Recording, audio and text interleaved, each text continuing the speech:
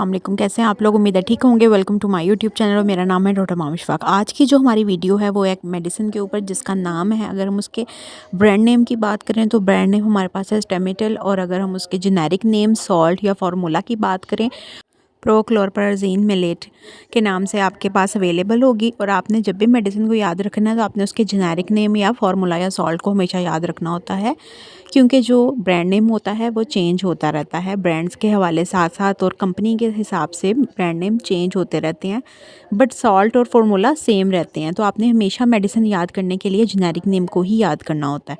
अब हम देख लेते हैं कि कौन से मरीज़ इसको इस्तेमाल करते हैं, किस हवाले से इस्तेमाल की जाती है, इसके क्या फ़ायदे हैं, और कौन से लोग जो हैं वो इसको इस्तेमाल नहीं करते, कौन कौन से साइड इफ़ेक्ट्स हो सकते हैं, और कितनी दफ़ा आपने इसको इस्तेमाल करना है।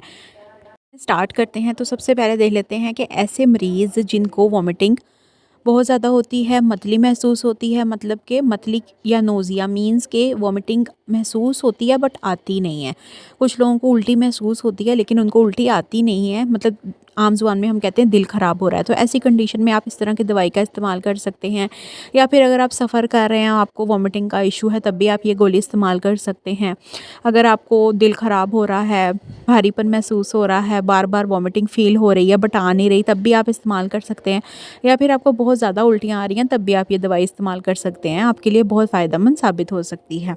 इसके अलावा अगर आपका सर चक्कर आ रहा है, वर्टिगो, आपको इस तरह का इशू हो रहा है कि सर जो है वो आपका बहुत भारी हो रहा है, या बार बार आपको आंखों के आगे अंधेरा आ रहा है सर चकराने की वजह से, माइग्रेन का इशू है, इस तरह की कंडीशन में भी आप ये मेडिसिन का इस्तेमाल कर सकते हैं। इसके अलावा आपने अगर सफ़र करना है बहुत ज़्यादा और आपको इस तरह के इश्यूज़ हैं, तब भी आप इस दवाई का इस्तेमाल कर सकते हैं। इसके अलावा अगर आपको कोई स्ट्रेस है, डिप्रेशन है, या फिर आपको सर में दर्द है स्ट्रेस की वजह से, या कोई एंजाइटी वगैरह का इशू है, तो उस कंडीशन में भी ये दवाई आपके लिए कुछ हद तक हेल्पफुल साबित हो सकती है।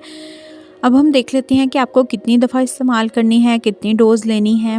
तो डोज़ में अगर हम देखें तो आपको एक टाइम में एक ही टैबलेट का यूज़ करना है। सबसे पहले अगर आपने कभी भी इस्तेमाल नहीं की मेडिसिन, तो सबसे कम डोज़ के साथ दवाई का इस्तेमाल शुरू करना है, मतलब कि 5 mg, या मतलब जितनी कम डोज़ होती है किसी भी दवाई की, उस हिसाब से आपने स्टार्ट करना होता है। एकदम से हैवी डोज़ आपने नहीं लेनी है, और डॉक्टर की प्रेस्क्रिप्शन के हिसाब से आपने मेडिसिन का इस्तेमाल करना होता है। सेल्फ़ मेडिकेशन नुकसानदेह साबित हो सकती है। फिर भी अगर आप ये दवाई लेना चाहते हैं और डॉक्टर की पहुंच से बहुत दूर हैं, तो आप एक टाइम में एक टैबलेट का इस्तेमाल कर सकते हैं। सुबह शाम एक एक टैबलेट का इस्तेमाल कर सकते हैं। अब हम देख लेते हैं कि इसके क्या क्या साइड इफ़ेक्ट्स आपको हो सकते हैं। तो साइड इफ़ेक्ट्स में आपका जो है वो ड्राउजीनेस, मतलब कि गनूदगी तारी हो सकती है, सर भारी हो सकता है, नींद तारी हो सकती है आप पे। इसके अलावा जो है आपको स्टमक इरिटेशन लाजमी हो सकती है, इस मेडिसिन से कॉन्स्टिपेशन हो सकती है, स्टमक प्रॉब्लम लाजमी आपको महसूस करना पड़ेगा। अगर आपको पहले से स्टमक इश्यूज़ हैं तो देन आपको फ़ील होगा कि आपके स्टमक में थोड़ी बहुत पेन या इरिटेशन हो सकती है। इसके अलावा अगर आपको ज़्यादा प्रॉब्लम हो तो आप स्टमक मेडिसिन ले लें, ओमेप्राज़ोल कैप्सूल का यूज़ कर लें, साथ साथ निहारमो। उम्मीद है वीडियो अच्छी लगी होगी, समझ आई होगी। कोई क्वेश्चन हो तो आप पूछ सकते हैं। अपना ख्याल रखिएगा और चैनल को सब्सक्राइब कर दीजिएगा, बेल आइकन को प्रेस कर दीजिएगा, ताकि इन्फॉर्मेटिव वीडियोज़ आपको मिलती रहें। और ये वीडियोज़ जस्ट फॉर नॉलेज होती हैं, काइंडली सेल्फ मेडिकेशंस नहीं किया करें, ये आपके लिए नुकसानदेह साबित हो सकती हैं। एंड अल्लाह हाफ़िज़।